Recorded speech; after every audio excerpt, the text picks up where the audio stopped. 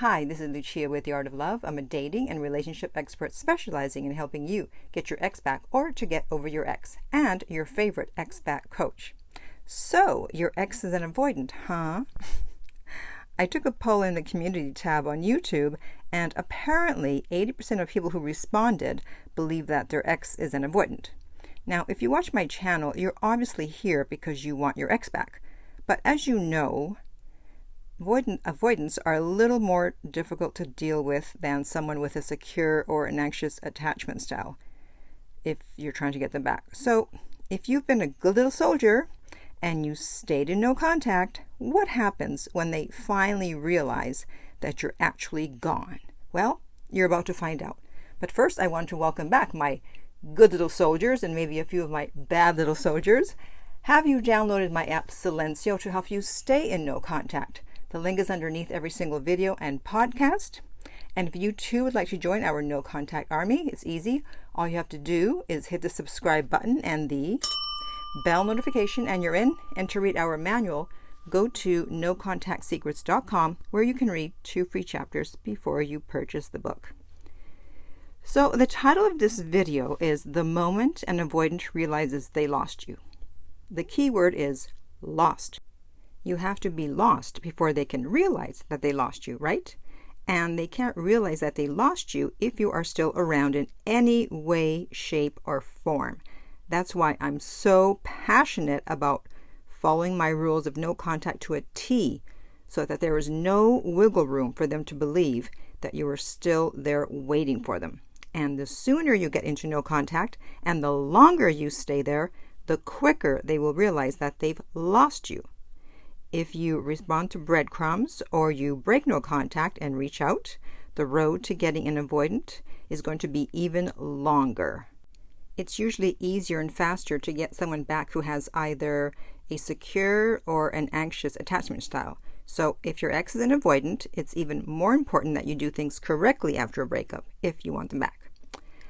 Now, with an avoidant, there's always a tug of war between their feelings and their fears. They may have feelings for you, but if their fears are stronger than those feelings, they'll back away or break up with you. And after a breakup, avoidants are very, very good at self-soothing because that's what they had to do in childhood. They're also good at distracting themselves, tuning out, flaw finding, reassurance, numbing out with activities such as drinking, smoking, partying, all that fun stuff, to convince themselves that life is now better. That's why they would rather be alone whenever they feel hurt or rejected, because they're used to being alone. So hey, they put on an armor of self-protection that says that they don't really need you anyway, and they're better off without you and all your flaws. And avoidants are generally not anxious after a breakup, at least not initially. They also tell themselves that they can always get you back until there is actually some concrete evidence that they probably won't be able to get you back, such as you're dating someone else or you stopped responding to their messages. And by the way, if you are finding this video helpful, if you could please hit the like button. It's free, it doesn't cost anything, and it will help the channel out. Thank you so much. Okay, so after 4 to 6 weeks of the self-soothing and everything else I mentioned, which, by the way, is called the deactivation period, the fears are gone, and they're left with the feelings, or what remain of the feelings. They'll start to miss you if you stayed in no contact, especially if it was a long-term relationship. So as long as you haven't contacted them and left them alone, they'll move into a 6 to 16 week activation period. And that is when you will be they'll be most likely to want to get back together. And that is when they start to look at things from a more objective point of view, and they start to focus on the good things instead of the bad. And this is where the faded effect bias kicks in, which I talked about in my video, 7 reasons why the no contact rule works on everyone. And I will put the link in the upper right hand corner on YouTube. They'll wonder if they made a mistake. And there's also going to be some self-blame on their part. And this is also when they start to think about what they miss about you, and they start to long for you. Now, They don't want to reach out, so they will do things to try to get you to reach out.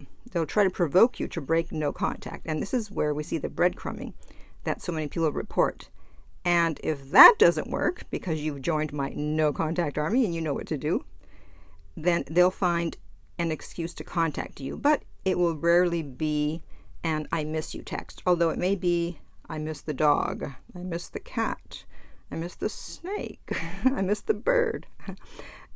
Or they may offer to help you with something that they know you needed help with in the past. Or they'll breadcrumb you by sending memes or photos, especially if they're a dismissive avoidant. Okay, so that is what is going to happen when an avoidant finally realizes that they lost you. But remember, you first have to be lost. So if you're dating an avoidant, don't think that you need to reach out. If their interest level is high enough, they will at some point reach out. It may take longer than you'd like, especially if you're anxious, but they will contact you if you leave them alone and they go through all the steps that I've mentioned. And I actually have a short comment here from someone who did get an avoidant back. And here it is. She says, he's an avoidant.